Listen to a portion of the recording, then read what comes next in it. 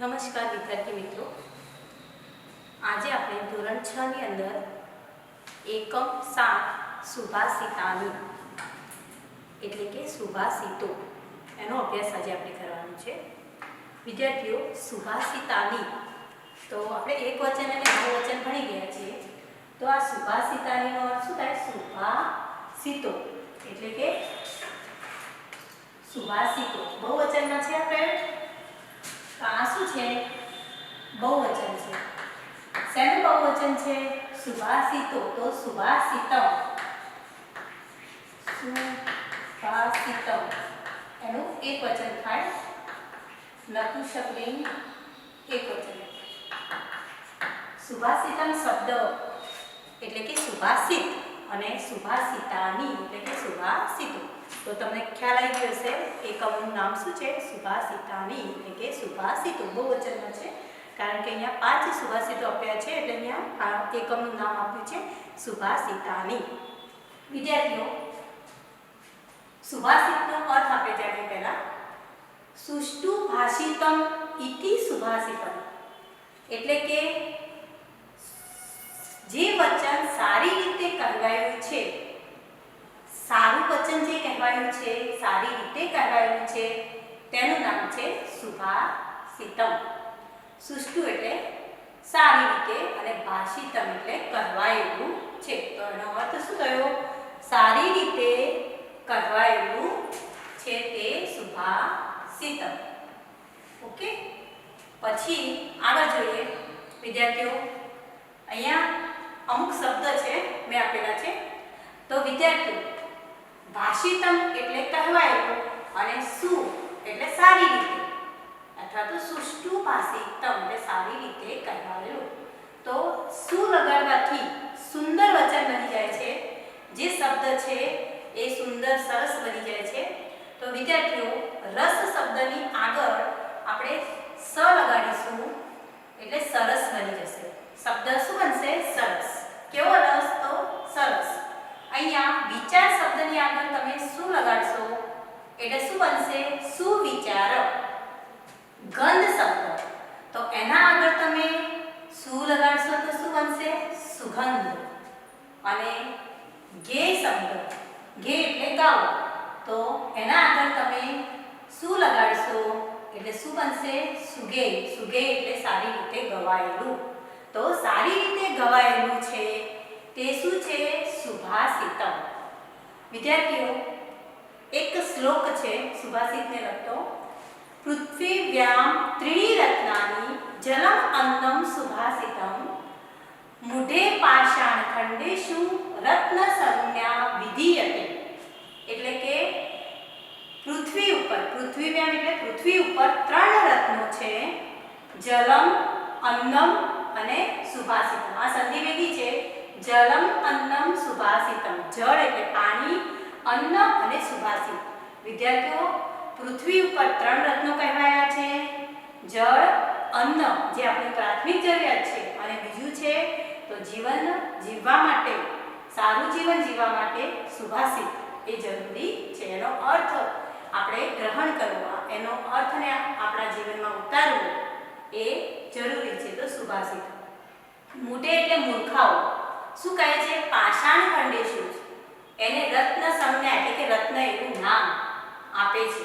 તો મૂર્ખાઓ વડે, મૂઢે એટલે મૂર્ખાઓ વડે, પાષાણ ખંડેષુ એટલે કે પાષાણ એટલે પથ્થર, પથ્થરના ટુકડાઓને, હીરો, રત્ન એક પથ્થર જ છે પરંતુ એને આપણે એકદમ મૂલ્યવાન વસ્તુ બનાવી દીધી છે અને એને રત્ન એવું નામ આપણે આપ્યું છે. પરંતુ હીરો, રત્ન એ જીવનમાં મહત્વનું નથી, પરંતુ વિદ્યાર્થીઓ, જળ, અન્ન અને સુભાષિત એ આપણા જીવનમાં ખૂબ જ જરૂરી છે. હવે સુભાષિતની સંધિ જોઈએ. સુ વત્તા ભાષ વત્તા એતાની. એતાનીનો અર્થ થાય અહીં. સુ એટલે સારું અને ભાષ એટલે બોલાયેલું વચન. તો સારી, અહીં સારું બોલાયેલું વચન તેને કહેવાય સુભાષિતમ. તો સુભાષિતાની, સુભાષિતાની. તો સુભાષિતાની સંધિ એનો આપણે અર્થ સાથે પ્રયોગ કર્યો. તો સારું, સુભાષિત એટલે હવે તમને ખબર પડી ગઈ કે વિદ્યાર્થીઓ, સુભાષિત એટલે સારું વચન, સુંદર વચન, સત્ય વચન અને સુભાષિતમાં બોધપૂર્ણ વચન એમ પણ આપણે ઉપદેશપૂર્ણ વચન એવું પણ આપણે કહી શકીએ. તો વિદ્યાર્થીઓ, સત્ય વચન સુભાષિતમાં જે કહેવાયું છે એ સત્ય વચન કહેવાયેલું છે, બોધપૂર્ણ ઉપદેશપૂર્ણ વચન કહેવાયેલું છે. તો વિદ્યાર્થીઓ, સત્કર્મ કરવાની પ્રેરણા આપનારા સુભાષિત શું છે? તો સારું કાર્ય કરવાની આપણને પ્રેરણા આપનારા છે અને એના વિચારમાં સત્યને કારણે જે ઉદારતા આપણામાં આવે છે એ સુભાષિતો લાવે છે. સુભાષિતો અલૌકિક રસ અને આનંદની અનુભૂતિ કરાવનારા પણ હોય છે. તો આપણા સંસ્કૃત સાહિત્યમાં આવા સંખ્યાબંધ સુભાષિતોથી એ સંસ્કૃત સાહિત્ય સમૃદ્ધ બનેલું છે. સંસ્કૃત સાહિત્યમાં સુભાષિતોનું વિશિષ્ટ અથવા તો આગવું સ્થાન રહ્યું છે. જેમ મધ સાથે આપણને કડવું ઔષધ પીવડાવી દેવાય, તેમ સુભાષિતો આપણને નીતિ અને વ્યવહારનું જ્ઞાન અને સમજ ખૂબ જ સારી રીતે આપે છે. જીવનમાં આવતી સંખ્યાબંધ અથવા અનેક સમસ્યાઓનો જે ઉકેલ છે એ સુભાષિતો આપણને આપે છે. એ સમસ્યાઓમાં આપણને સાચું માર્ગદર્શન આ સુભાષિતો આપે છે. આવું જ્ઞાન દરેક માણસને જીવનમાં બહુ ઉપયોગી થાય છે. સંસ્કૃત સાહિત્યમાં એવા ઉત્તમ વિચારો મળે છે કે જીવનમાં આપણને પથ પ્રદર્શક બની શકે છે. માનવ માત્રનું કલ્યાણ કરવાની ભાવના હોય છે.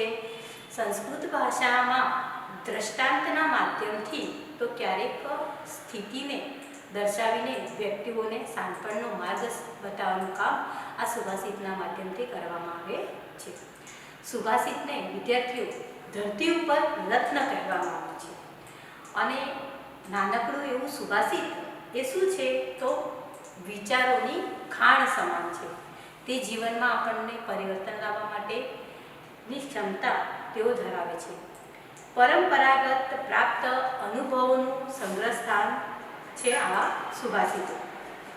તો વિદ્યાર્થીઓ, આ કાવ્યમાં આવા સુભાષિતો દ્વારા જુદા જુદા વિષયોની ચર્ચા કરેલી છે.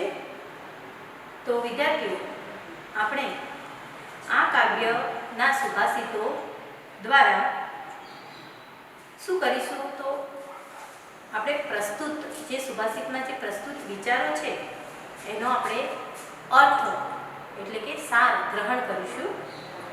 તો વિદ્યાર્થીઓ, પહેલો સુભાષિત, આ એકમમાં 5 સુભાષિત છે, એમાં જુદા જુદા વિષયોની ચર્ચા કરવામાં આવેલી છે. તો પહેલો સુભાષિત વિદ્યાર્થીઓ, તો પહેલો સુભાષિત છે એમાં ઘરેણા વિશેની વાત કરી છે. તો દાન છે, સત્ય, જ્ઞાન એ ક્રમશઃ હાથ, કંઠ અને કાનના સાચા આભૂષણો છે. સોના ચાંદીના ઘરેણા સિવાય અન્ય ઘરેણાઓ એને આપણે સોના ચાંદીના જે ઘરેણા છે એ અન્ય ઘરેણાઓને અહીંયા કવિએ નિરર્થક કહ્યા છે, એટલે કે બિનઉપયોગી કહ્યા છે. તો સાચા ઘરેણા કોને કહ્યા છે? તો દાન, સત્ય અને જ્ઞાન. પછી બીજા શ્લોકમાં શું કીધું છે કે કાગડો અને કોયલના ઉદાહરણ દ્વારા કવિએ દુર્જન અને સજ્જનનો ભેદ સમજાવ્યો છે. તો સત્પુરુષોનું વિશિષ્ટ લક્ષણ અહીં દર્શાવ્યું છે. પછી શું કીધું છે કે દુર્જન અને સજ્જન વચ્ચે શું ભેદ હોય છે? તો દેખાવે બંને માણસ કેવા હોય છે? સરખા હોય છે, સમાન હોય છે, પરંતુ વખત આવે દુર્જનના મુખમાંથી અપશબ્દો નીકળે છે અને જ્યારે સજ્જન છે એના મુખમાંથી સુવચનો એટલે કે સારા વચનો નીકળે છે. અને વિદ્યાર્થીઓ, સજ્જનો પોતાની મહેનતથી અર્જિત કરેલી જે સંપત્તિ છે એ પરોપકાર, કલ્યાણ માટે, લોક કલ્યાણ પાછળ જ ખર્ચે છે અને દીન દુખિયારાના કલ્યાણ માટે તેઓ કામ કરે છે. ભગવાન શ્રીરામ, ગાંધીજી, સ્વામી વિવેકાનંદ જેવાના આદર્શ જીવનને આપણે જોઈએ તો વિદ્યાર્થીઓ, તેઓ પ્રાણ જાય પણ વચન ન જાય એમાં માનતા હતા. તેઓ શત્રુ અથવા દુર્જનને પણ પોતાનો મિત્ર બનાવવાની ક્ષમતા ધરાવતા હતા, કારણ કે તેમનામાં સારા વિચારો હતા. તો વિદ્યાર્થીઓ, ચોથો શ્લોક છે એમાં મહત્વ દર્શાવ્યું છે. તો માતા અને પિતા એને તીર્થ સમાન ગણ્યા છે. એમાં માતા પિતાનો આપણા જીવનમાં શું મહત્વ છે એ દર્શાવ્યું છે.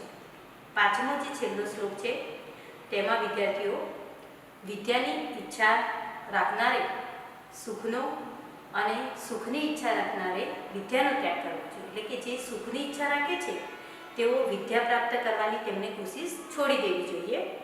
તો વિદ્યાર્થીઓ આપણે સુભાષિત રત્નાવલી જે પુસ્તક છે એમાંથી સુભાષિતો જે આપેલા છે એ સુભાષિતોનું આપણે પ્રતિદિન શ્રવણ અને પઠન કરવાથી આપણું જીવન આપણે અમૂલ્ય સુભાષિત જેવું બનાવી શકીએ છીએ, રત્ન સમાન આપણે બનાવી શકીએ છીએ. તો વિદ્યાર્થીઓ હવે આપણે આ જે સુભાષિતાની છે એ એકમનો અર્થ સમજીએ. તો પહેલાં આપણે એનું પઠન કરીશું.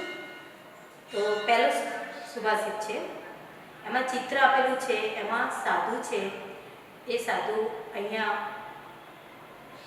પઠન અભ્યાસ કરાવી રહ્યા છે સજ્જન માણસ, અને બાજુમાં ચિત્ર છે એમાં હાથ દ્વારા દાન કરવામાં આવે છે એનું ચિત્ર બતાવ્યું છે. તો આ ચિત્ર વર્ણન પરથી આપણે કહી શકીએ કે અહીંયા દાન એનું મહત્વ અહીંયા સમજાવ્યું છે. તો પહેલો સુભાષિત છે હસ્તસ્ય ભૂષણમ દાનમ સત્યમ કંઠસ્ય ભૂષણમ સ્તોત્રસ્ય ભૂષણમ શાસ્ત્રમ ભૂષણે કિમ પ્રયોજનમ. તો પહેલો સુભાષિત શું કહે છે? હસ્તસ્ય ભૂષણમ દાનમ. હસ્ત એટલે વિદ્યાર્થીઓ હાથ, તો હાથનું, અને ભૂષણમ એટલે આભૂષણ. તો હાથનું ઘરેણું દાન છે. હસ્તસ્ય ભૂષણમ દાનમ એટલે કે હાથનું ઘરેણું દાન છે. સત્યમ કંઠસ્ય ભૂષણ. સત્ય એટલે કે સચ્ચાઈ, એક કંઠ એટલે ગળું. તો ગળાનું ઘરેણું, ભૂષણમ એટલે આભૂષણ, ઘરેણું શું છે? સત્ય એટલે કે સચ્ચાઈ. તો વિદ્યાર્થીઓ હાથનું ઘરેણું દાન છે અને કંઠનું ઘરેણું એટલે કે ગળાનું ઘરેણું આભૂષણ સત્ય છે એટલે કે સચ્ચાઈ છે. સ્તોત્રસ્ય ભૂષણમ શાસ્ત્રમ. સ્તોત્રસ્ય એટલે કે કાનનું ઘરેણું શાસ્ત્રમ. શાસ્ત્રમ એટલે જે શાસ્ત્રના ધર્મયુક્ત વચનો છે એ, એટલે કે જ્ઞાન. શાસ્ત્રમ એટલે જ્ઞાન. ધર્મયુક્ત વચનો એટલે કે જે જ્ઞાન છે એ આપણે આપણા અધ્યાપક જોડે, શિક્ષક જોડે જે જ્ઞાન પ્રાપ્ત કરીએ છીએ એને શાસ્ત્રનો અર્થ અહીંયા જ્ઞાન લીધું છે. તો શાસ્ત્રસ્ય ભૂષણમ સ્તોત્રસ્ય ભૂષણમ શાસ્ત્ર એટલે કે શાસ્ત્ર એટલે કે જ્ઞાન એ કાનનું ઘરેણું છે. સ્તોત્રમ એટલે જ્ઞાન થાય, એટલે અહીંયા સ્તોત્રસ્ય ભૂષણમ શાસ્ત્રમ એટલે કે કાનનું ઘરેણું એ જ્ઞાન છે. ભૂષણે કિમ પ્રયોજનમ એટલે કે બીજા આભૂષણોનું શું પ્રયોજન છે? શું એટલે કે બીજા આભૂષણોની શું જરૂર છે? તો આપણી પાસે જો આટલા ઘરેણાં હોય તો બીજા ઘરેણાઓની શું જરૂર પડે, અથવા બીજા ઘરેણાં શું કામના છે? તો વિદ્યાર્થીઓ પહેલા શ્લોકમાં કહેવાયું છે કે હાથનું ઘરેણું દાન છે, ગળાનું ઘરેણું તે સચ્ચાઈ છે, અને બીજું કહ્યું છે કાનનું ઘરેણું જ્ઞાન છે. તો હાથનું ઘરેણું દાન, પછી ગળાનું ઘરેણું સચ્ચાઈ અને કાનનું ઘરેણું જ્ઞાન છે. તો બીજા ઘરેણાઓની શું જરૂર છે? તો અહીંયા કવિએ શું કીધું છે કે આપણી પાસે જો આટલા ઘરેણાં હોય ને તો આપણે બીજા ઘરેણાઓ પહેરવાની કોઈ જરૂર નથી. એટલે કવિ અહીંયા શું સમજૂતીમાં સમજાવે છે કે મનુષ્યની સાચી ઓળખ હોય ને વિદ્યાર્થીઓ તે તેના ગુણોથી કરવામાં આવે છે. એની પરખ મનુષ્યની એના ગુણોથી થાય છે. વ્યક્તિમાં રહેલા ગુણો જ તેના સાચા અર્થમાં તેને દીપાવે છે, તેને આગળ લાવે છે, નહીં કે બાહ્ય સોના ચાંદીના ઘરેણાં અથવા તો આભૂષણો. આપણને અહીંયા શું કીધું છે કે હાથને આપણે દાન વડે, પછી ગળાને સચ્ચાઈ વડે અને કાનને શાસ્ત્ર વચનથી અથવા તો જ્ઞાનયુક્ત વચનથી સુશોભિત કરવાની અહીંયા પ્રેરણા મળી રહી છે. મનુષ્યના સાચા ઘરેણાની અહીં આ સુભાષિતમાં ખૂબ જ સુંદર રજૂઆત કરે છે. તો વિદ્યાર્થીઓ, આપણે ફરી જોઈએ. હાથનું ઘરેણું દાન છે, પછી ગળાનું ઘરેણું સચ્ચાઈ છે, અને કાનનું ઘરેણું, કાનનું આભૂષણ એ જ્ઞાન છે. તો બીજા ઘરેણાઓની શું જરૂર છે અથવા બીજા ઘરેણાઓનું શું પ્રયોજન છે? પ્રયોજન એટલે ઉપયોગ અથવા હેતુ. તો બીજા ઘરેણાઓ શું કામના છે? તો આ અનુવાદ તમારે લખવાનું છે. હવે બીજો સુભાષિત છે. કાક કૃષ્ણ પીક કૃષ્ણ કો ભેદ કાક પીકયો વસંત સમયે પ્રાપ્તે કાક કાક પીક પીક. તો વિદ્યાર્થીઓ, કાક એટલે કાગડો અને પીક એટલે કોયલ. તો વિદ્યાર્થીઓને ચિત્રમાં પણ આપેલું છે કાગડો અને કોયલના બે ચિત્ર છે. તો દેખાવ અને રંગમાં સમાન લાગે છે. તો અહીંયા શું કીધું છે કે દેખાવે સમાન હોય, પરંતુ તે વસ્તુ કે વ્યક્તિ ખરેખર બાહ્ય રીતે સમાન દેખાતી હોય, પરંતુ તે વસ્તુ અને વ્યક્તિ ખરેખર સમાન હોતી નથી.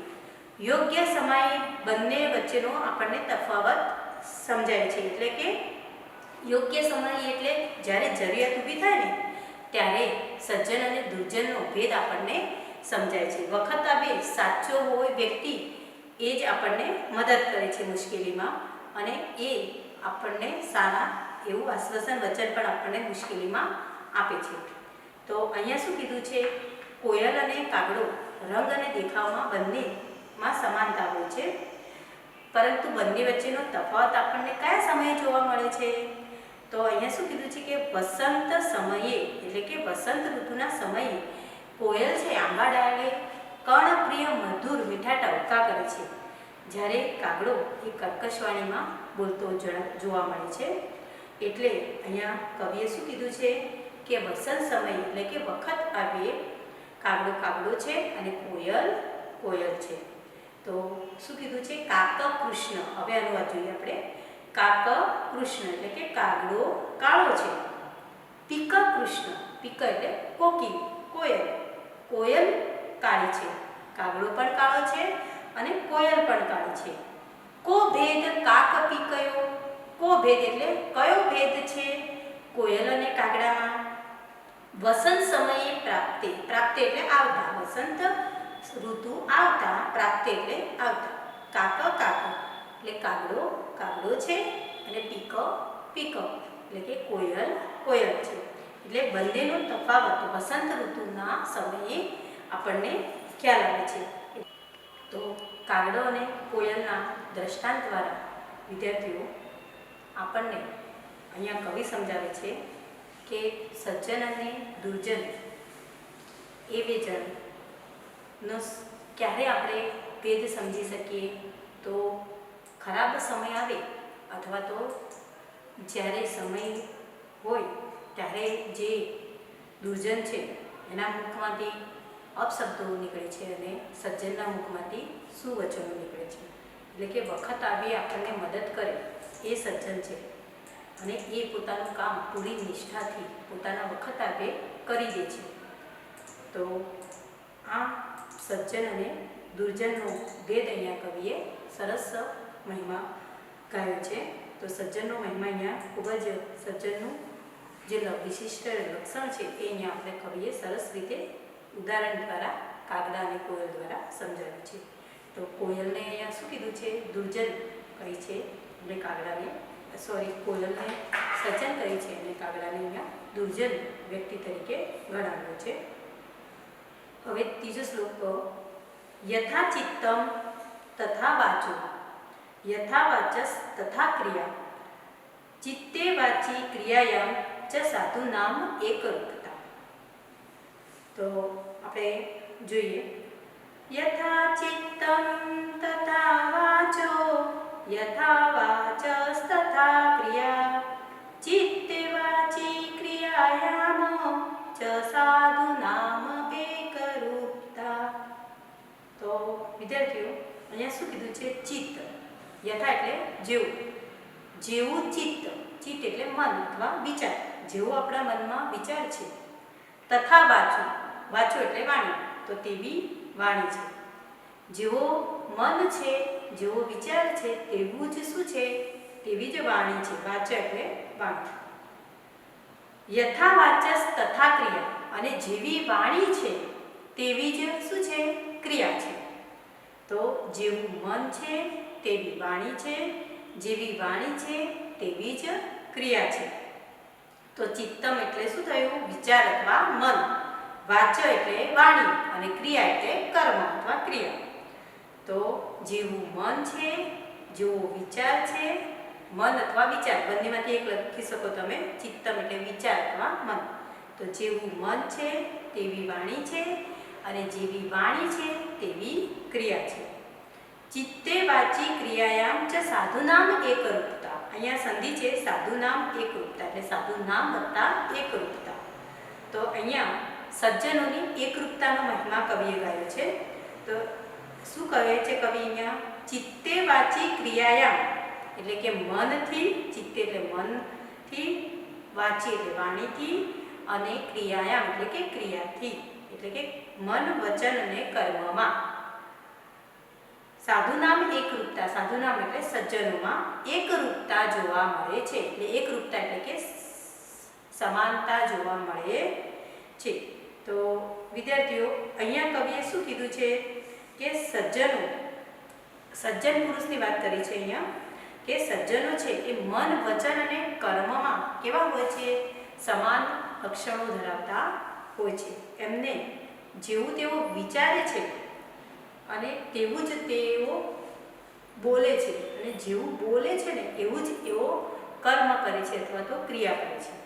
તો વિદ્યાર્થીઓ, આપણે એનું આદર્શ દ્રષ્ટાંત જોઈએ તો સ્વામી વિવેકાનંદ છે, પછી શ્રીરામ ભગવાન છે, ગાંધીજી એનું શ્રેષ્ઠ દ્રષ્ટાંત ગણીએ તો ગાંધીજી જે ઉપદેશ આપતા હતા અહિંસા અને સત્યનો, એ પોતાના જીવનમાં આચરણ પણ કરતા હતા. પોતે આચરણ કરો તો જ આપણે બીજાને કહી શકીએ કે આ ઉત્તમ ઉપદેશ છે અને તે તમારે ગ્રહણ કરવો જોઈએ. તો ગાંધીજી સત્ય અને અહિંસાના પૂજારી હતા. તો એ સત્ય અને અહિંસાનો આદર્શ, તેમને સિદ્ધાંત છે એ પોતાના જીવનમાં આજીવન પાળ્યો હતો. તો અહીંયા સજ્જન પુરુષ એવા ગાંધીજીની દ્રષ્ટાંત અહીંયા યોગ્ય છે આ શ્લોકમાં. તો શું કીધું છે?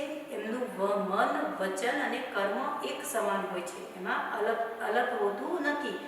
તેઓ જે ઉપદેશ આપે એ પ્રમાણે પોતે આચરણ પણ કરતા. એવું નહીં કે બીજાને જ ઉપદેશ આપે અને પોતે આચરણ ન કરે, એવું સજ્જનો કરતા હોતા નથી. સત્પુરુષો છે એ પોતે જે મનમાં વિચારે છે અને જેવી વાણી બોલે છે તેવું જ એવો પોતાના કર્મમાં પણ એ આચરણ કરે છે. તો આ સત્પુરુષોની જે એકરૂપતા છે મન, વચન અને કર્મની, એ એકરૂપતાનો અહીંયા મહિમા ગાયો છે. તો તેઓ છે જેવું વિચારે છે તેવું જ બોલે છે, અને જેવું બોલે છે ને તેવું જ તેઓ કામ પણ કરતા હોય છે. એવું નહીં કે બોલ્યા પછી એ કામ પોતે પૂરું ના કરે, પ્રાણ જાય પરંતુ વચન ન જાય, એ સિદ્ધાંતને તે વળગ્યા રહે છે. એ પોતાના આદર્શોને ક્યારેય છોડતા નથી. ગમે એવી કપરી પરિસ્થિતિ હોય તો પણ સજ્જનો પોતાના આદર્શને છોડતા નથી, પોતાની પરોપકાર ભાવનાને ક્યારેય છોડતા નથી. તો મન, વચન અને કર્મમાં સજ્જનોમાં એકરૂપતા જોવા મળે છે. તો એવું કવિએ અહીંયા કહ્યું છે. તો વિદ્યાર્થીઓ, આપણે અનુવાદને જોઈએ તો યથા ચિત્તમ, જેવું મન છે, તથા વાચું તેવી વાણી છે. યથા વાચસ તથા ક્રિયા, જેવી વાણી છે તેવું જ કર્મ છે, તેવી જ ક્રિયા છે. તો જેવું મન તેવી વાણી, જેવી વાણી તેવી ક્રિયા. ચિત્તે વાચી ક્રિયાયામ ચ સાધુનામ એકરૂપતા. મન, વચન અને કર્મમાં સજ્જનોમાં એકરૂપતા જોવા મળે છે, સમાનતા જોવા મળે છે. તો જેવું મન તેવી વાણી, જેવી વાણી તેવી ક્રિયા. મન, વાણી અને ક્રિયામાં સજ્જનોમાં સમાનતા એટલે કે એકરૂપતા જોવા મળે છે. તો તેઓ મન, વચન અને કર્મમાં સમાન રીતે જોવા મળે છે. તો અહીંયા સજ્જનોનું આ એક આગવું લક્ષણ છે એ અહીંયા કવિએ બતાવ્યું છે. હવે ચોથો સુભાષિત છે, એમાં શું કહ્યું છે તો માતા પિતાનું મહત્વ સમજાવ્યું છે અહીંયા કવિએ જીવનમાં માતા પિતાનું શું મહત્વ છે એ સમજાવ્યું છે.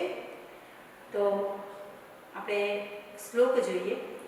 સર્વતીર્થમયી માતા સર્વદેવમયી પિતા માતરં પિતરં તસ્માत् સર્વયજ્ઞેન પૂજયેત સર્વયજ્ઞેન પૂજયેત. તો વિદ્યાર્થીઓ, અહીંયા કવિએ શું કીધું છે? તો આપણી ભારતીય સંસ્કૃતિ શું શેમાં માને છે? તો માતૃદેવો ભવ પિતૃદેવો ભવ એ આપણી ભારતીય સંસ્કૃતિ એ પરંપરાથી ચાલી આવી છે. તો આપણી ભારતીય સંસ્કૃતિમાં માતા પિતાને દેવ સમાન સ્થાન આપ્યું છે અને માતા પિતાને આજ્ઞાનું પાલન કરવું એ દરેક બાળકનું, દરેક સંતાનની ફરજ છે. તો વિદ્યાર્થીઓ, અહીંયા શું કીધું છે કે સર્વ તીર્થમયી માતા. તો બધા જ તીર્થોનું સ્વરૂપ માતા છે. સર્વ તીર્થમયી માતા, બધા જ તીર્થ સ્થાનોનું સ્વરૂપ કોણ છે? માતા. તો બધા જ તીર્થો માતામાં સમાયેલા છે. સમગ્ર તીર્થોનું સ્વરૂપ માતા છે. પછી શું કીધું છે? સર્વદેવમયી પિતા. સર્વદેવમય એટલે બધા જ દેવતાઓની સમાન, દેવ સ્વરૂપ, બધા જ દેવતાઓની સમાન એટલે કે બધા જ દેવતાઓના સ્વરૂપ એવા પિતા છે. તો વિદ્યાર્થીઓ, માતરમ પિતરમ તસ્માત, તેથી તસ્માત એટલે તેથી માતા પિતાનું સર્વ યત્નેન, યત્નેન એટલે પ્રયત્નથી, સર્વ એટલે બધા, બધા જ પ્રયત્નોથી પૂજયે એટલે કે પૂજવા જોઈએ. માતા પિતાને બધા જ પ્રયત્નોથી પૂજવા જોઈએ. તો અહીંયા કવિએ શું કીધું છે? તો વિદ્યાર્થીઓ, તમે એક નાનપણમાં વાર્તા સાંભળી છે ગણેશ ભગવાનની. શ્રી ગણેશ ભગવાન જ્યારે નાના હતા ને ત્યારે તેમને આખી સમગ્ર પૃથ્વીની પ્રદક્ષિણા કરવાની તેમને કાર્તિકેય અને ગણેશ વચ્ચે સ્પર્ધા યોજાઈ અને એમાં ગણેશ ભગવાને શું કર્યું તો એમનું જે નાનકડું મૂષક હતું એ મૂષક ઉપર સવાર થઈ અને માતા પિતાની તેમને પ્રદક્ષિણા કરી. સાંભળજો બરોબર, કોની પ્રદક્ષિણા કરી હતી ગણેશે? પોતાના માતા પિતાની. અને કાર્તિકેય સમગ્ર પૃથ્વીની પ્રદક્ષિણા કરી. પરંતુ સાચું પરિણામ ક્યારે મળ્યું? તો શરત હતી સમગ્ર પૃથ્વીની પ્રદક્ષિણા કરવાની, પરંતુ તેમને ગણેશ ભગવાને કહ્યું કે મારા માતા પિતા તો સમગ્ર પૃથ્વી ઉપરના દેવ છે, બધા તીર્થોના સમાન મારી માતા છે. તો મારા માતા પિતામાં સગળા તીર્થો અને દેવોનું સ્થાન રહેલું છે, માટે હું સમગ્ર પૃથ્વીની શા માટે પ્રદક્ષિણા કરું? મારા માતા પિતા જ મારા માટે સર્વસ્વ, તીર્થ સમાન અને દેવ સમાન છે. તો તેણે ગણેશ ભગવાને ખૂબ જ યુક્તિથી, ખૂબ જ સારી રીતે માતા પિતાનું માન વધારી અને તેમણે પોતાના શિવ અને પાર્વતી ભગવાનની માતા પિતાની પ્રદક્ષિણા કરી. તો વિદ્યાર્થીઓ, જો માતા પિતાને દરેક સંતાન યોગ્ય સ્થાન જે છે માતા પિતાનું આપણા જીવનમાં, એ સ્થાન આપે, એને ઊંચા આસને માતા પિતાને દેવ સમાન માને, તો વિદ્યાર્થીઓ આજે વૃદ્ધાશ્રમ જે બંધાયેલા છે એ કંઈક અંશે ઓછા થાય. વિદ્યાર્થીઓ, માતા પિતાનું ઋણ આપણા જીવનમાં ખૂબ જ અમૂલ્ય છે. તેમનું ઋણ આપણે આ જન્મમાં તો ક્યારેય ચૂકવી શકતા નથી. વૃદ્ધાશ્રમની જેટલી સંખ્યા વધશે ને વિદ્યાર્થીઓ, તે આપણી ભારતીય સંસ્કૃતિ માટે ઘાતક છે. જેટલો વૃદ્ધાશ્રમ ઓછા થશે તેટલી આપણી ભારતીય સંસ્કૃતિ ખૂબ જ આગળ વધશે, પ્રગતિ કરશે. તો આપણી ભારતીય સંસ્કૃતિને તૂટતી અટકાવવા માટે આપણે પહેલાં તો આપણા માતા પિતાને શું કરવું જોઈએ? તો એનું પૂરા પ્રયત્નથી પૂજન કરવું જોઈએ. વિદ્યાર્થીઓ, અમુક લોકો જાત્રાએ જતા હોય છે, પરંતુ ઘરે જે ઘણા માતા પિતા છે એમની સેવા કરવામાં બધા જ તીર્થોનું ફળ મળી જાય છે. તો શા માટે આપણે તીર્થયાત્રા કરવી જોઈએ? આપણા ઘરે માતા પિતા છે એની જ આપણે સેવા કરવી જોઈએ. અને બધા જ તીર્થોનું ફળ આપણને ઘરે સેવા કરીને મળતું હોય તો આપણે બાહ્ય તીર્થો સ્થાને જઈ અને ખર્ચ કરવાની અથવા સમય બગાડવાની કોઈ જરૂર રહેતી નથી. તો અહીંયા વૃદ્ધાશ્રમ નાશ થાય, આપણી ભારતીય સંસ્કૃતિ ટકી રહે, માતા પિતાને આપણે દરેક રીતે ખુશ રાખવા જોઈએ, પૂરા પ્રયત્નોથી તેમનું પૂજન કરવું જોઈએ. પૂજન કરવું એટલે ફૂલ ચડાવવા, આરતી કરવી એ નહીં, પરંતુ એમની યાજ્ઞાનું યોગ્ય પાલન કરવું જોઈએ, સારી રીતે એમની સાથે વર્તણૂક કરવી જોઈએ. અને એ આપણા માટે ક્યારેય નકામા નથી, અમૂલ્ય રત્ન છે એમ સમજી અને આપણે એમના જે વિચારો છે, સુવિચારો, એ વિચારોનું આપણે આપણા જીવનમાં માર્ગદર્શન આપે એ પ્રમાણે આપણે કામ કરવું જોઈએ. તો વિદ્યાર્થીઓ, અહીંયા શું કીધું છે? તો નાનપણથી જ વિદ્યાર્થી બાળકો ગૌરવની અનુભૂતિ કરે. ક્યારે કરે? તો જ્યારે તે માતા પિતાનું ઋણ આપણા પર છે એ વાતને સમજે, ત્યારે જ તે માતા પિતાનું ઋણ એમના વૃદ્ધ થતાં ચૂકવી શકે. તો અહીંયા કવિએ, સુભાષિતકારે ખૂબ જ સારી વાત કરી છે. તો માતા પિતા વિશે વિદ્યાર્થીઓ જેટલું કહીએ ને એટલું ઓછું છે. હાલના આમ જે મહામારીનો સમય છે એમાં ઘણા વાલીઓ એવા છે, ઘણા માતા પિતા એવા છે કે ખૂબ જ બેકારીમાં હોવા છતાં પણ પોતાના બાળકના અભ્યાસ માટે ખૂબ જ ટેકનોલોજીના જે વિડીયો છે એ વિડીયો માટે અભ્યાસ સારી રીતે બાળક કરી શકે એટલા માટે એમને મોબાઈલનો ની જે ખર્ચ કર્યો છે એ ખૂબ જ પ્રશંસનીય હોય છે. તો વિદ્યાર્થીઓ, જ્યારે પૈસા ના હોય અને ત્યારે આપણે માતા પિતાએ આપણા પર જે ઉપકાર કર્યો છે એને આપણે ક્યારેય ભૂલવું જોઈએ નહીં. તમે પણ જ્યારે તમારા માતા પિતા એ સમયે વૃદ્ધના અંત સમયે આવે ને ત્યારે તમે પણ તમારા માતા પિતાની ખૂબ જ સેવા કરજો અને તેમનું ઋણને તમે ચૂકવવાનો ખૂબ જ પૂરા પ્રયત્ન કરજો. પૂરો પ્રયત્ન એમને કરી અને એમને પૂજા અર્ચના એમને કરજો. તો આ શ્લોકનો અનુવાદ છે, બધા જ તીર્થ સમાન માતા છે અને બધા જ દેવ સમાન પિતા છે. માતા પિતાને પૂરા પ્રયત્નોથી આપણે પૂજવા જોઈએ. તો માતાને તીર્થ સમાન કહી છે અને પિતાને બધા સગળા દેવ સમાન કહ્યા છે અહીંયા સુભાષિતમાં. તો અહીંયા માતા પિતાનું મહત્વ ખૂબ જ જીવનમાં છે એમ સમજાવ્યું છે. હવે વિદ્યાર્થીઓ આગળ કહ્યું છે કે સુખાર્થી ચેત ત્યજેત વિદ્યાર્થી ચેત ત્યજેત સુખમ, સુખાર્થીના કુતો વિદ્યા, વિદ્યાર્થીના કુતો સુખમ. તો આ સુભાષિતમાં શું કહ્યું છે? વિદ્યા પ્રાપ્તિ માટે કેવું કરવું જોઈએ, કેવા પ્રયત્નો કરવા જોઈએ એની વાત કરી છે. તો શ્લોક છે, સુખાર્થીના ચેત ત્યજેત વિદ્યા, વિદ્યાર્થીના ચેત ત્યજેત સુખમ, સુખાર્થીના કુતો વિદ્યા, વિદ્યાર્થીના કુતો સુખમ. તો કુતો એટલે વિદ્યાર્થીઓ શું થાય? કુત એટલે ક્યાંથી. સુખાર્થી શબ્દ છે, વિદ્યાર્થી શબ્દ છે. સુખાર્થી એટલે સુખની ઈચ્છા રાખવા વાળા અને વિદ્યાર્થી એટલે વિદ્યાની ઈચ્છા રાખનારા બાળકો. તો સુખાર્થી ચેત ત્યજેત વિદ્યા, ત્યજેત એટલે ત્યજવું જોઈએ, ત્યજેત એટલે ત્યજવું જોઈએ. વિદ્યા એટલે કે વિદ્યા.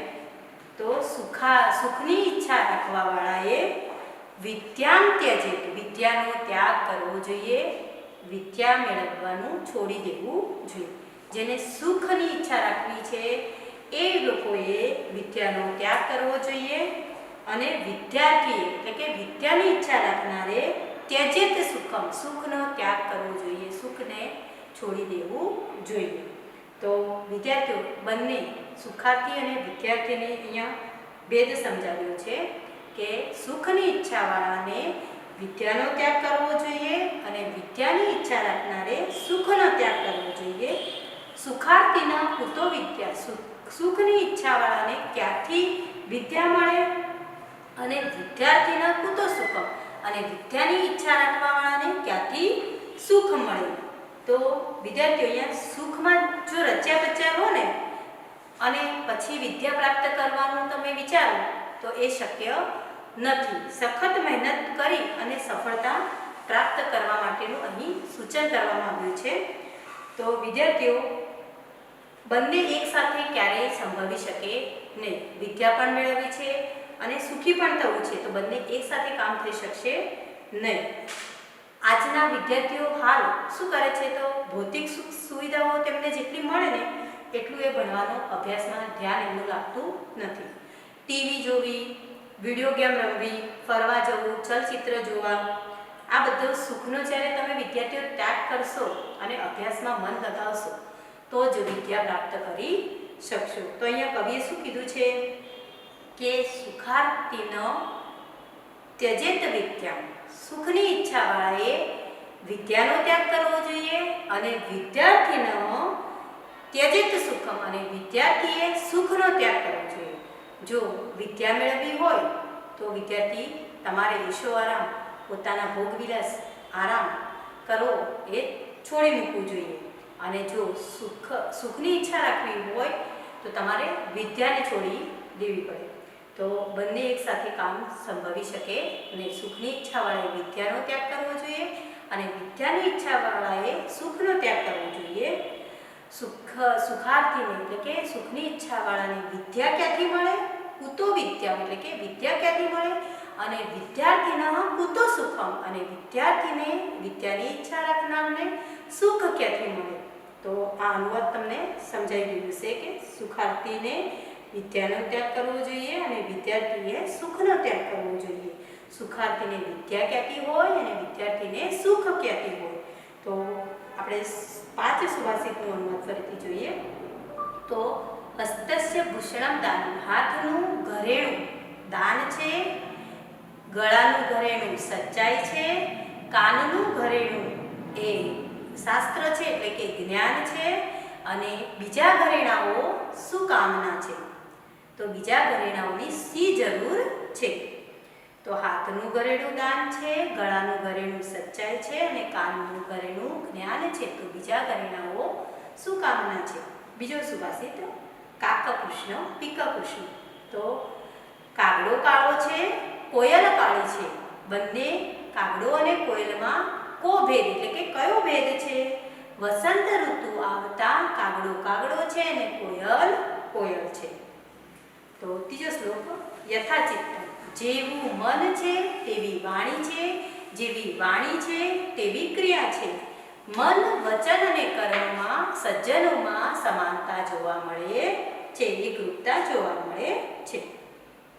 સર્વ તીર્થમય માતા, તો બધા જ તીર્થોનું સ્વરૂપ માતા છે, બધા જ દેવતાઓનું સ્વરૂપ પિતા છે. માટે માતા પિતાને બધા જ પ્રયત્નોથી, પૂરા પ્રયત્નોથી આપણે પૂજવા જોઈએ અથવા એમનું પૂજન કરવું જોઈએ. પૂજયે એટલે કે પૂજવા જોઈએ.